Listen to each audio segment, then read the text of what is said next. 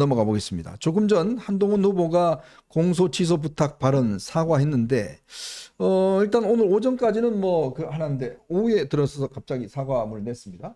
배경을 좀 설명해 주실까요? 예, 뭐 조율을 좀 했고요. 당내에서 이제 여러 가지 조금 전에 앵커께서도 말씀하셨지만 그런 이제 이 패스트트랙 관련해서 그 기소에 기소에 포함된 의원들이 지금 당내에 아직 네네. 많이 있고 그분들이 이제 한동훈 위원장의 어제 발언에 대해서 상당히 문제의식을 토로를 했어요. 그리고 이제 지자체장들 몇 분도 이제 말씀을 하시고 그래서 이제 이게 한동훈 위원장도 아마 심사숙고를 했을 겁니다. 네. 이게 사과를 하는 게 어떨까에 대해서 여러 가지 생각을 했는데 결국에는 사과를 해서 네. 진정성 있게 사과를 해서 논란이 좀 더 커지는 것을 좀 이제 막겠다는 어떤 그런 전략적인 선택을 한 것 같고요. 저는 여기서 가장 중요하게 봐야 될 게 사과를 통해서 다른 후보들과 차별화됐다. 네. 그 부분을 좀 관심 있게 봐야 될 것 같습니다. 맞아요. 왜냐하면 사실 한동훈 후보가 얘기한 그러니까 상대 후보의 문제를 얘기한 거는 사실상 이번이 처음이에요. 그렇죠.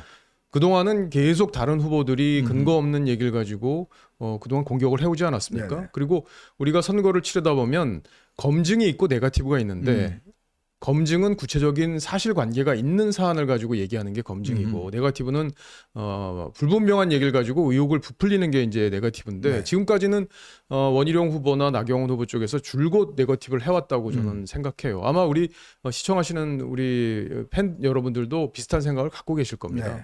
근데 그동안 이제 많이 참았거든요. 근데 어제 그 라디오에서 CBS 라디오에서 정말 참기 힘들 정도로 나경원 의원이 그 이재명 대표가 구속되지 않은 게 한동훈 후보 책임이라는 식으로 계속 몰아붙였습니다. 네. 이게 뭐 금방 한 번 얘기하고 끝난 게 아니라 설명을 몇 해도 번씩 했잖아요. 설명을 해도 듣질 않고 계속 같은 논리를 반박을 하니까 법무부 장관은 그렇게 할 수 없다는 얘기를 설명하면서 그 하나의 예시로 나경원 의원의 사례를 들었어요. 물론 그 사례가 적절치 못했다고 스스로 본인도 인정을 한 것으로 보이는데 이런 전후 사정을 같이 고려해서 이 문제는 봐야겠다. 시청자 여러분도 아마 그렇게 판단하고 계시리라 믿습니다. 네. 그러니까 이제 우리가 물론 이제 뭐 같은 당내 문제를 이제 거론하는 거 아마 또 이제 관련된 의원이 많으니까 이 부분에 대한 이제 좀 반발이 있었던 것 같고 있었습니다만은 일단 원칙적으로 보자면 어제 토론을 제가 쭉 지켜봤습니다만은 네. 이게 법무부 장관이 특정 사안에 대해서 어떤 저런 요구에 대해서 왜 구속 못 시켰냐. 그러니까 이게 사실 어제도 저희가 유튜브에서도 이야기 말씀을 드렸지만 그게 법무부 장관이 할 수 있는 일이 아니잖아요. 그러니까요. 그러니까 이제 그 두 가지인데 하나는 왜 그 이재명 구속 못 시켰느냐. 근데 이거는요. 그래도 그 명색이 판사 출신 나경원 의원이 말이죠. 대한민국의 시스템이 상권 분립이라는 걸 부정하는 거 아니겠습니까? 영장 청구는 누가 해요? 행정부 소속인 검찰이 하고요. 그걸 발부할지 기각할지는 사법부인 그 법원이 하는 건데 왜 법무부 장관이 그거를 영장 발부를 못 시켰느냐 이러고 있는 거니까 참 어처구니가 없는 그 질문을 한 거고요. 두 번째 그 패스트 트랙 관련해 가지고 본인은 이게 반헌법적인 그때 그 처사였다. 그 국민의힘 의원들 무더기로 30명 이상 그 무더기 기소를 하고 그런 건데 근데 말이죠. 이런 게 있습니다. 윤석열 대통령 공약 중에요. 뭐냐면 검찰정법 8조를 보면 법무부 장관은 구체적 사건에 대해서는 검찰총장을 통해서 지휘한다라는 게 있잖아요. 수사지휘권. 네. 검찰정법 8조 아닙니까? 근데 우리 뭐 박정훈 후보나 우리 현정님도 다 기억날 테지만 윤 대통령 주요 공약 중에 하나가 그거를 법적으로는 가능하지만 행사하지 않겠다 아니겠습니까? 그렇죠. 행사하지 않겠다 그런 거예요. 근데 그거를 공소를 취소해달라는 거는 윤 대통령 공약을 어기라는 요구를 한 거 아닙니까? 그러니까 그거 자체가 굉장히 부당한 요구였다. 그 부적절한 요구였다. 네. 그런 건데, 근데 결과적으로 이제 여러 그 당원들 또 관계자들 마음을 불편하게 만든 점에 대해서 깔끔하게 사과를 했습니다. 근데 아까 우리 박정호 후보도 얘기하셨지만 지금 원희룡 후보, 나경원 후보 그 막 던져식 뭐 그 폭로를 지금 하고 있잖아요. 뭐 심지어 뭐 댓글팀 드루킹 김경수 징역 2년 갈 수 있다. 그 사과했나요? 사과 비슷한 거라도 했나요? 바로 그 지점이에요. 지금 사실은 이제 지금 원희룡 후보가 며칠 전 MBN 그때 토론에 나와서 세 가지 의혹을 제기했지 않습니까? 그러면서 뭐 가족이 공천에 개입했다든지 뭐 이런 이야기를 이제 댓글팀을 운영했다든지 어제 같은 CBS 같은 경우는 징역 2년까지 이야기를 했습니다. 근데 지금 아직까지 한마디의 사과를 하지 않는데 어제 또 뭐냐고 그러냐면 자, 어제 뭐 연설에 나와서 아니 우리 동료를 저렇게 뭐 적들의 어떤 뭐 이 먹잇감을 주는 사람을 당대표가 돼서 되겠습니까? 라고 이야기를 하더라고요. 그래서 제가 가만히 생각해 봤어요. 근데 그거 시작한 사람은 누구죠? 원희룡 후보가 지금 한동훈 후보를 향해서 던져놓은 여러 가지 지금 이 저 미끼들. 그게 뭐냐면 결국 지금 댓글 문제라든 이런 게 있지 않습니까? 그 벌써 지금 야당에서 하고 있는데 아니 근데 원희룡 후보는 왜 사과를 안 하는 겁니까? 사과할 분이었으면 그런 네. 얘기 하지도 않았겠죠. 왜냐하면 근거가 없잖아요. 그리고 현직 법무장관이 본인이 법 위반이라는 걸 알면서 댓글팀을 운영했다는 네. 것은요. 상식적으로 생각해봐도 맞질 않아요. 그리고 우리가 한동훈 위원장을 이제 두 분도 잘 아실 텐데 굉장히 법리적으로 굉장히 밝고 또 어떻게 보면 좀 차가울 정도로 냉정하게 판단하시는 분이잖아요. 그렇죠. 그런데 이제 법 위반을 본인이 했다. 그리고 드루킹에 비유한 건 정말 자해라고 생각합니다. 왜냐하면 드루킹은요. 문재인 대통령을 당선시키기 위해서 문재인의 오른팔이었던 김경수가 그걸 전문으로 하는 드루킹한테 부탁을 해서 기계를 돌려서 추천수를 매크로를 조작하고 돌렸죠. 그래서 댓글까지 달고 이런 것들이 다 드러난 거잖아요. 그거하고 비교해서 지금 얘기를 한다는 것 자체가 정말 너무 해도 너무한다는 생각이 들고요. 그리고 지금 이 패스트 트랙과 관련돼서 기소된 나경원 의원을 비롯해서 우리 당의 의원들이 이제 많이 있는데 이 문제는 어떻게 풀어야 되는 문제냐면 이걸 법무장관한테 와서 청탁을 해서 해결할 문제가 아니라 공소 취소할 수 없을걸요? 야당과 협상을 해야 될 네. 문제였어요. 그래서 공론화해서 이게 민주당 의원도 4명이 들어가 있습니다. 지금. 그렇기 때문에 서로 이거를 우리가 고발을 취하하고 그다음에 탄원서를 내서 우리가 정치적으로 이렇게 타협을 봤다는 거를 재판부에 알리면 맞아요. 재판부가 그걸 선고유예를 내리는 방식으로 이 문제를 해결했어야 됩니다. 근데 정치적으로 노력을 하지 않은 상태에서 그냥 일방적으로 법무장관을 압박한다고 해서 그게 답이 나옵니까? 그렇죠. 만에 하나 법무장관이 이걸 해줬어요. 그러면 야당이 가만히 있겠습니까?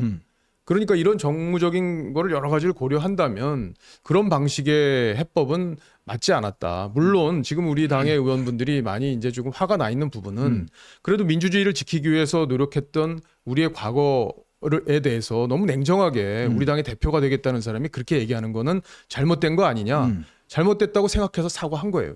그런데 제가 처음에 말씀드렸듯이 사과에서 차별화됐다. 저는 그렇게 봅니다. 자, 근데 이제 어제 보니까요, 나경원 후보가 이제 그 서울 지역 연설에서 네. 제일 중요한 거는 어리다 어. 이렇게 얘기하더라고요. 네. 그래서 제가 참 그걸 듣고 있자니 아니 이게 지금 21세기 정당인데 뭐 김보성 씨를 뭐 데리고 오는 거는 모르겠습니다만은 이게 뭐 이건 아니잖아요. 그러니까 이번 전당대회가 이게 지금 21세기인데 전 조선 왕조 시대로 다시 되돌아가자는 건지 그러니까 여사님 문자를 왜 씹느냐 감히 어떻게 여사님 문자를 씹느냐 이것부터 시작해갖고 이제 의리 타령까지 나온 거 아닙니까? 좀 적당히 해야죠. 그래서 오늘 이제 한동훈 후보가요.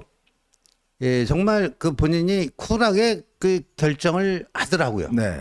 그 결정 과정은 저는 옆에서 지켜봤지만 뭐 누가 막 등 떠밀어서 저렇게 뭐 사과한 게 아니고 네. 본인이 주체적 결단을 통해서 쿨하게 결정을 내리고 물론 이제 그 결정 내리기 전에 주변에 주요한 사람들 이제 다 조언을 들었겠죠. 들었는데 그래서 저는 이런 모습이 오히려 지금 우리 박정호 후보 얘기하는 것처럼 이런 점이 오히려 차별하다. 네.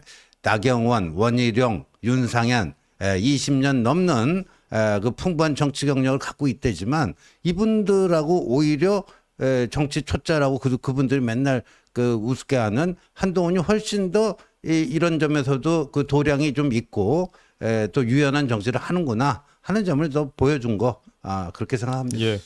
저는 이게 우리 윤석열 정부가 출발할 때 국정 철학이 공정과 정의, 법치주의지 않습니까? 그래서 많은 분들이 아마 지지를 보냈을 겁니다. 자, 그러면 이거를 국정 철학을 함께 하고자 하는 이제 국민의힘이 과연 이 공정과 정의와 법치주의라는 원칙 속에서 당을 운영하고 있는지 이 문제를 한번 생각을 해봐야 돼요. 어제 저는 그 문제를 들으면서 느끼는 게 뭐냐면 아니 그러면 당신들 문제는 다 봐주고 예를 들어서 조국하고 이재명 잡아 뭐 이렇게 하면 상대방이 과연 수용을 하겠냐고요. 예. 그걸 한편으로 보면 야 그렇게 해야지라고 하는 게 물론 뭐 뒤에서는 이야기할 수는 있을지 몰라요. 그렇지만 아무리 그렇지만 당대표 토론회 하는 데서 그런 식으로 너무 노골적으로 야 우리 편 왜 안 봐줘? 우리 편 취소해줘야지. 이렇게 이야기를 하면 국민들이 보시기에 뭐라고 느끼겠습니까?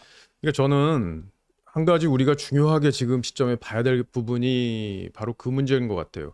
윤석열 대통령이 검사 시절에 국회에서 뭐라고 얘기했습니까? 저는 사람에게 충성하지 그렇죠. 않습니다. 예. 이게 시대의 명언이에요, 사실은. 우리 시대가 한번 이 문제를 어떻게 생각해야 될지 한번 우리 국민 전체가 고민하는 계기가 되지 않았습니까? 그래서 이게 정권을 교체하는 시대 정신이 됐어요. 근데 윤석열 정부가 그렇게 탄생했는데 지금 한동훈 후보에게 씌우려는 원희룡, 나경원 이 두 분이 씌우려는 프레임이 뭐냐면 배신자 프레임입니다. 그런데 이 배신자 프레임에 동원된 게 문자 씹었다. 네. 그리고 사천했다. 그러니까 사천했다. 대통령의 뜻과 관련 없는 사천을 했다. 그리고 전륜이다. 뭐 이런 얘기까지 나오지 않습니까? 네네. 자, 그런데 과연 한동훈 위원장이 배신자냐 한번 볼 필요가 있어요. 예를 들어서요. 아버지하고 같이 길을 우리가 걷고 있는데 아버지가 물가로 자꾸 걸어가요. 그러면 아버지가 걸어가는 대로 그냥 두는 게 배신입니까? 아니면 아버지의 손을 잡고 길 가운데로 오는 게 배신입니까? 그러니까 어떤 게 배신인지 한번 우리가 생각해 볼 필요가 있고요. 특히 제가 강서구청장 선거 때 얘기를 가끔 하는데요. 그때 공천을 할 때 당시 당에서 반대 의견이 있었어요. 근데 용산에서 강행해야 된다는 분위기가 있었지 않습니까? 있었죠. 근데 결과적으로 강행을 했어요. 그랬는데 공천을 했던 실무자들, 당시 사무총장이나 이런 분들이 뭐라고 얘기했어요? 뒤에 와서 대통령이 시키니까 나 어쩔 수 없었어. 이런 얘기 다 하고 다녔잖아요. 맞아요. 그래서 욕을 누가 먹었습니까? 대통령이 먹었어요. 대통령이 오만하다고 비판받았고 심판받았다고 얘기했어요. 결과적으로 배신의 개념 자체를 잘 들여다봐야 됩니다. 그때 만약에 나 사무총장 안 하겠습니다. 이거 공천하면 저는 못 하겠습니다라고 얘기했으면 과연 대통령이 밀어붙일 수 있었을까요? 네. 그게 배신 아닌가요? 저는 그래서 이 배신의 정의에 대해서 우리가 한번 진지하게 다시 한번 생각해 봐야 된다고 그렇죠. 생각합니다. 바로 그게 이제 이번 저는 전당대의 핵심적인 어떤 뭐 정신이라고 이야기할까요? 과연 윤석열 정부가 성공이 가진 게 뭐냐? 그건 결국 대한민국의 성공이어야 된다. 그럼요. 라는 의미고, 그리고 이 대한민국의 성공은 다음에도 이어져야 된다. 바로 그거거든요. 그런 전략 속에서 그러면 국민의힘은 뭘 할 것인가 이 문제지. 우리가 대통령이 뭐 하는 거 다 그냥 따라가야 된다. 우리가 비판하지 말고 그냥 대통령 하면 박수 다 쳐야 된다. 그러면 대통령이 잘못 가면 그냥 뭐 몰뚱히 뭐 쳐다만 볼 건가요?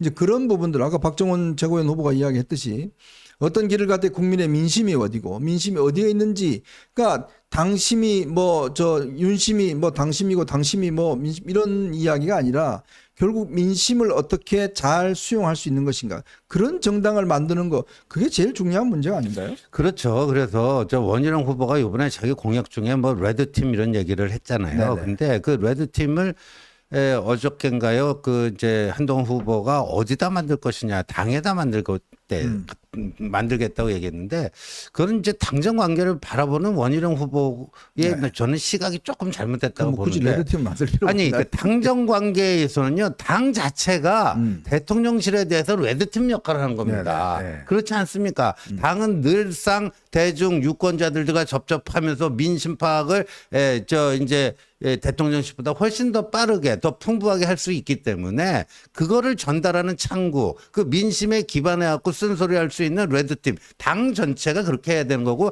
당 소속 국회의원 전체가 또 그런 레드팀 역할을 해야 되는 거 아니겠습니까? 그러니까 건설적인 협력을 할 때는 하지만 뭐 과거에 뭐 가까운 과거에 뭐 이종섭 대사 문제라든가 황상무 수석 문제라든가 의대 그 정원 뭐 이런 문제라든가 여기서 네. 당이 바로 그런 역할을 해야 되는데, 당내에 그러면 어떤 특정 그룹만 만들어 거기만 쓴소리하고 나머지는 뭔 소리예요? 그럼 그거 자체가 웃긴 거예요. 자, 그리고 오늘 뭐 이 배승희 변호사가 본인의 그 유튜브 채널 따따붙다에서 뭐 이런저런 이야기를 한 모양이에요. 근데 그 내용을 보니까요. 당시 이제 본인이 법무부 장관 때 이렇게 한동훈 당시 장관으로부터 이런저런 이제 이야기를 좀 해달라는 부탁을 받았다. 그리고 또 뭐 비대위원장 때도 뭐 띄워달라고 뭐 종편 기자한테도 뭐 이 연락을 받았다. 그러면서 이게 이제 예를 들어서 지금 나경원 후보가 이제 한동훈 위원장한테 했던 것과 뭐가 다르냐? 왜 본인은 이렇게 이야기를 부탁했으면서 왜 부탁받은 거에 대해서는 그거는 뭐 이렇게 매정하게 아니다라고 했느냐 뭐 이런 식의 지금 비판을 오늘 뭐 굉장히 열을 내더라고요. 네. 그거 어떻게 보셨어요, 우리 지원님? 아유, 좀 어이가 없는데 저거는 다 하는 거 아니야? 우리 기자 출신 우리 박정훈 후보가 아주 쌈박하게 정리해 주시면 되겠네요. 예. 아니 근데 정치인들은요 이제 기본적으로 자기 홍보가 중요하잖아요. 근데 법무장관이기 때문에 정치인으로 볼 수 있는지 여부는 모르겠지만 실제 저 일이 있었다는 거는 저는 이제 알지는 못하는 부분이고요. 저는 한동훈 위원장을 안 게 얼마 되지 않았습니다. 최근에 알게 됐고 이제 같이 뜻을 같이 해서 이제 함께 하게 됐는데 정치인들 부탁 안 하는 정치인들이 있나요? 예, 대통령도 어떤 이슈에 대해서 뭔가 본인이 돌파해야 될 필요가 있으면 언론에 이제 호소를 하고 또 이제 뒤로 따로 소통도 하고 그렇게 하잖아요. 이제 그 정도의 얘기를 조금 지금의 이제 댓글팀이나 아니면 여론 조성팀이나 이 프레임하고 맞게 지금 언급을 한 그런 걸로 지금 보이는데 어떤 의도로 얘기를 했는지는 조금 더 살펴볼 필요가 있지만 일상적인 행위를 불법의 영역으로 조금 평가한 건 아닌지 그렇게 보이기도 합니다. 오늘 그 장해찬 씨가요 또 뭐 아시아경제라고 하는 매체랑 인터뷰를 했더라고요. 네. 근데 거기서 본인 스스로가 뭐라고 했냐면은 자기가 뭐 한동훈 자기는 댓글팀이라는 용어를 쓴 적이 없다. 여론 조성팀이라고만 했을 뿐이지 댓글팀이라고 하는 용어를 쓴 적이 없다. 이렇게 한 가지 강조하면서요. 네네. 또 그 활동 본인도 거기에 연루돼 있다고 하는 활동이 불법이었는지에 대해서는 제가 가타부타 뭐라고 할 수가 없다. 이런 거예요. 예? 뭐 어쨌다는 이야기. 그럼 뭐 하자는 거예요. 그러니까 장해찬은 자신의 폭로 내용이 불법적인 활동이었으니까 이게 큰 문제다. 뉘앙스상으로는 그런 건데 그게 불법인지 여부를 자기 모르겠다라는 거예요. 그럼 뭐 하자는 거예요? 그러니까 지금 배승희도 똑같은 얘기 하는 거예요, 지금. 아니, 우리가 기자들하고 만나서 뭐 자기 인터뷰했다. 아주 잘 좀 써주세요. 이런 얘기는 다 하는 거 아닙니까? 그게 불법입니까? 예. 아니 근데 이제 제가 뭐 현재 기자 이제 논설위원 하고 있으니까요. 사실 저 같은 경우도 많은 장관들이 저한테 연락을 합니다. 네. 자, 우리 오변 정책에 이런 거 했으니까 좀 이런 내용이다. 좀 잘 좀 부탁드린다. 뭐 그럼 제가 봐서 이게 뭐 예를 들어 쓸 가치가 있다든지 또 홍보할 가치가 있다든지 아니면 내가 비평할 가치가 있다든지 뭐 그럴 경우는 충분히 하죠. 왜냐하면 언론이라는 거는 기본적으로 이런 어떤 이 장관들이나 정부기관에 있는 분들하고 끊임없이 소통을 하잖아요. 대통령실도 마찬가지예요. 대통령실에도 여러 가지 어떤 대통령 뭐 예를 들어서 이번에 원전 수주하면 이거 대통령이 진짜 이번에 큰일 한 거다. 이걸 좀 더 부각시켜 달라. 뭐 부탁하는 그렇죠. 거거든요. 그럼요. 뭐 판단해서 보고 이건 내가 판단할 부분이 있으면 하는 거 아니면 안 하는 거예요. 자, 그건 언론의 어떤 기본적인 거 언론과 어떤 합니다. 근데 이 배승희 변호사는 사실은 뭐 거의 이 구독자 수가 뭐 한 100만 넘어가는 어마어마한 유튜버 아니겠습니까? 네. 영향력도 있고 요즘은 유튜브가 워낙 영향이 있으니까. 자, 그러면 같은 또 보수 진영에 있는 사람이고 그러면 이런 문제가 있으면 좀 이거 좀 강조 좀 해주세요라고 이야기할 수 있는 거 그게 왜 문제가 되는 거죠? 저는 그래서 배승희 변호사가 오늘 뭐 굉장히 열을 내던데 글쎄 본인은 그러면 뭐 다른 데서도 연락 안 받나요? 받잖아요. 다 받으면서 그거 본인이 판단해서 키울 건 키우고 안 키울 건 안 키우고 판단해서 하는 거 아닌가요? 그러니까 단지 그게 부탁했다고 하는 거고. 근데 이 지금 나경원 후보가 이제 공소 취소를 해야 된다는 거는 이거는 좀 다른 차원의 부탁이에요. 그럼요. 그거는 예를 들어서 이제 정말 법적인 문제와 그 법무장관의 권한에 관련 문제이기 때문에 그런 거는 좀 다른 차원의 문제이지. 예를 들어서 이렇게 유력한 정말 잘 나가는 유튜버한테 뭔가 이런 걸 좀 강조해달라고 이야기하는 거? 아니 그러면 배승희 변호사는 대통령실에서도 안 받나요? 연락 안 받나요? 받잖아요.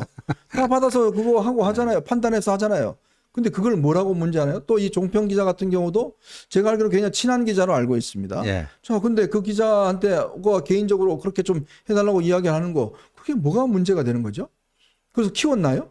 그게 안성 후보를 키워줬나요? 요즘 뭐 굉장히 비판을 많이 하던데. 저는 걱정이 사실은 이번 전당대회를 치르면서 우리 당과 우리 당을 지지하는 어떤 보수 세력 내부가 균열이 벌어진 게 네. 굉장히 안타까워요. 그리고 선거가 사실은 누구 때문에 졌는지 여부에 대해서도 완전히 지금 보수 내부에서 시각이 갈려 있는 거 아닙니까? 사실은 이걸 합리적으로 판단해야 거기서부터 우리가 다시 일어설 수 있는 네. 건데 유튜버 분들도 서로 지향점이 다른 상황으로 가다 보니까 이렇게 분열이 되다가 우리가 어떻게 하나로 돼서 선거를 치를지 그 부분이 가장 걱정되고요.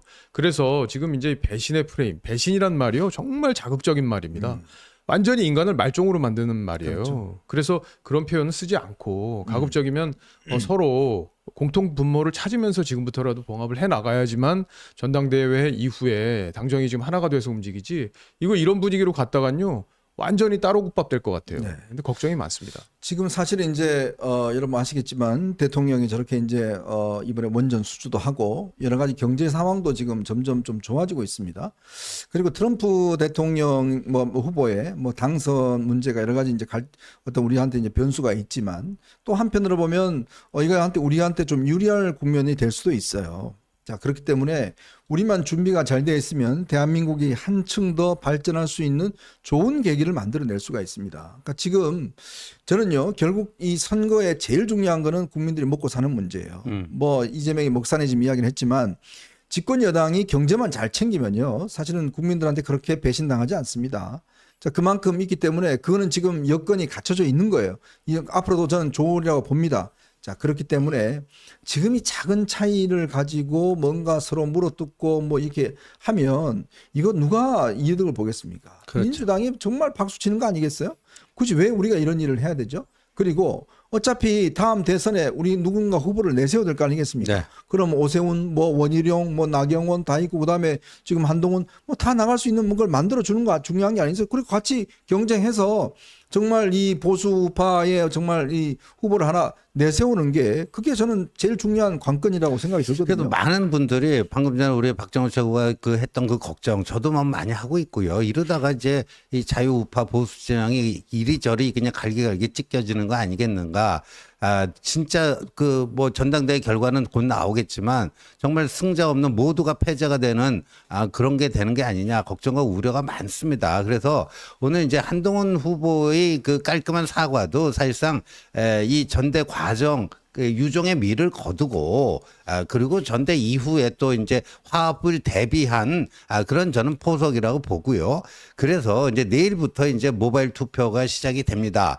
내일과 모레 이틀 동안은 이제 이 휴대폰으로 하는 여기가 안내대로 이제 쭉 나옵니다. 그 안내대로 하시면 되고요. 그리고 그때 이제 모바일 투표를 못한 분들은 이제 일요일과 월요일 이틀 동안에 이제 ARS 전화가 갑니다. 전화가 오면 이걸 받으면 거기서 여론조사 하듯이 또 물어봐요. 네. 그걸로. 그러니까 둘 중에 하나 모바일 투표를 하든지 휴대폰 모바일 투표를 하든지 ARS 전화를 받아서 그때 의사표시를 하시든지 그러면 되고 그리고 이제 일요일과 월요일 이틀 동안에 일반 국민 여론조사 네. 이게 20% 반영되는 거 아닙니까? 이런 거고 이제 23일 화요일에 이제 전당대회가 있게 되는데요. 그래서 전당대회 이후에 이런 그 전대 후유증을 그 극복하고 당의 화합을 하기 위해서는요, 제대로 하기 위해서는요, 좀 뭐 한 얘기지만요, 한동 후보와 팀 한동훈이 1차 투표에서요, 특히 이제 한동 후보는 당대표 요 선거에서는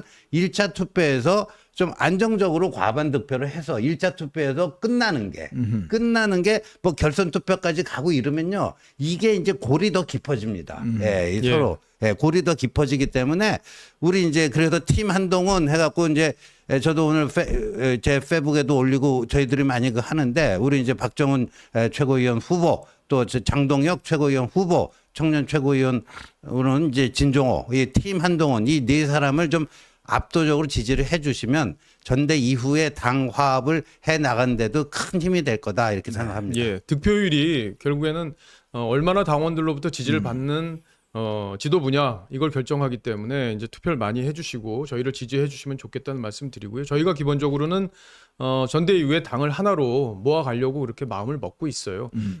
모든 걸 이해하고 포용하고 이제 하려고 지금 준비하고 있는데 뼈 아픈 건 그거예요. 이제 그동안 이 문자 논란도 있었고 네. 그다음에 이제 댓글 팀을 운영했다는 이 주장 있잖아요. 거기에 이제 야당이 올라탔잖아요. 그 바람에 뭐 6만 개 댓글이 뭐 의심된다. 네. 팀을 운영한 거 아니야. 이렇게 얘기를 했잖아요. 그 팀을 운영했다는 거에 한동훈 위원장과 결부되는 게 하나도 없잖아요. 근데 야당이 이 문제를 특검을 갖고 지금 공세를 펼 가능성이 네. 있어요. 그렇게 되면 이제 친윤 내부의 분들이 대통령이 거부권을 행사하더라도 그걸 찬성할 가능성이 있잖아요. 그러면 당이 정말 쪼개질 가능성이 있습니다. 네. 그런 부분들이 우리 내부에서 불거진 근거 없는 의혹 때문에 빚어졌다는 거, 이런 게 정말 뼈아픈 것 같아요. 저도 그래서 이 부분에 대해서도 원희룡 후보가 좀 사과를 했으면 좋겠습니다. 예, 이 부분에 대해서는 의혹을 증폭시킨 부분에 대해서는 좀 앞으로는 그렇게 안 했으면 좋겠다. 네. 이렇게 말씀해 주셨으면 좋겠고, 저는 개인적으로 이제 홍준표 시장의 말씀이 오늘도 이제 너무 거칠게 많이 나왔는데 이게 사실은 한동훈 후보나 저도 그렇고 진종호 의원도 그렇고 대부분 더 70년대생들이에요. 그리고 이제 우리 당에 이제 앞으로 자라나가야 될 일종의 새싹들이거든요. 애네요.